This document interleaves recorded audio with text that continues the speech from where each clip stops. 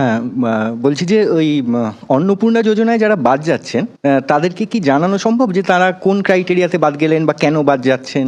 সেটা কি কোনোভাবে তাদেরকে বলা সম্ভব? পোর্টাল চালু যখন হবে, এখন তো 31শে জুলাই অবধি পোর্টাল হয়েছে, 10ই জুলাই পর্যন্ত ভেরিফিকেশন যাদের হয়েছে তাদের কালকে টাকা ট্রান্সফার হয়ে যাবে। আর আরো 10ই জুলাইয়ের পরে যারা অ্যাপ্লাই করেছেন পোর্টালে তাদের সবার ভেরিফিকেশন কমপ্লিট করতে পারেনি, অর্থাৎ ম্যাক্সিমামটাই হয়ে গেছে, আমরা দেখেছি। আর কারা কারা পাবেন না সেদিনকে বলেছি, এবং জুলাই মাসে যে 1,19,00,000 পেয়েছিলেন তাতে যে অনেকের ক্ষোভ ছিল, সেখানে নিয়মে কিছুটা শিথিল করা হয়েছে। যেমন ওই 50 শতক যে জমির বিষয়টা ছিল, সেটা আগে পৌরসভা গ্রাম সব জায়গায় ছিল, এখন গ্রাম পৌরসভা সবটাই শিথিল করে দেওয়া হয়।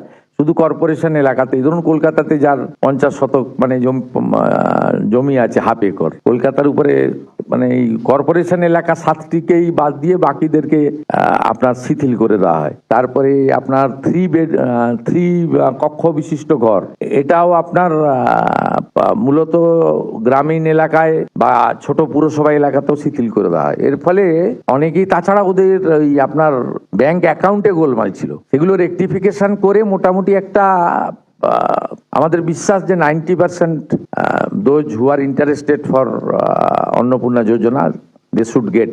আর বাকি যেটুকু থাকবে তার জন্য আমরা পোর্টাল অন করে দেবো, মানে কমপ্লেন সাজেশন, মানে এ পাওয়ার যোগ্য নয় পেয়ে গেছে, এত বড় প্রসেস তো অ্যাপ্রক্স আপনার 1,80,00,000 কাছাকাছি অ্যাপ্লিকেশন, এবং মেজরটাই আমি বিশ্বাস পাওয়ার মতো জায়গায় আছে।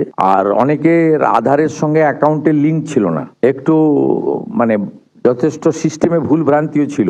আগের সরকার যেটা করেছিল, পুরুষদের দিয়ে দিয়েছিল, 3 লক্ষ পুরুষকে দিয়ে দিয়েছিল, এবং ওরা যখন প্রথম শুরু করে 500 টাকা, এটা রেগুলারাইজ করতে 9 মাস লেগেছিল, এবং 2024-এ যখন 500 টাকা 1000 করলো, তার আগে পর্যন্ত 1,52,00,000 মতো লোক পেত। অতএব একদম যেমন ভাবে কিছু জনকে দিয়ে বলছিলাম না, গেল রব তুলেছিল, এরা আমাদেরকে ভোট দেয় না। আমি নামগুলো বলছিলাম, শেখ গোলাপ, নুরুল ইসলাম, মেহবুবউদ্দিন, এরাই বেশি সোশ্যাল মিডিয়ায় প্রচার করে, এরা আমাদের ভোট দেয় না, মানে ভোট দেয়নি, এদের ভোট আমরা আশাও করি না।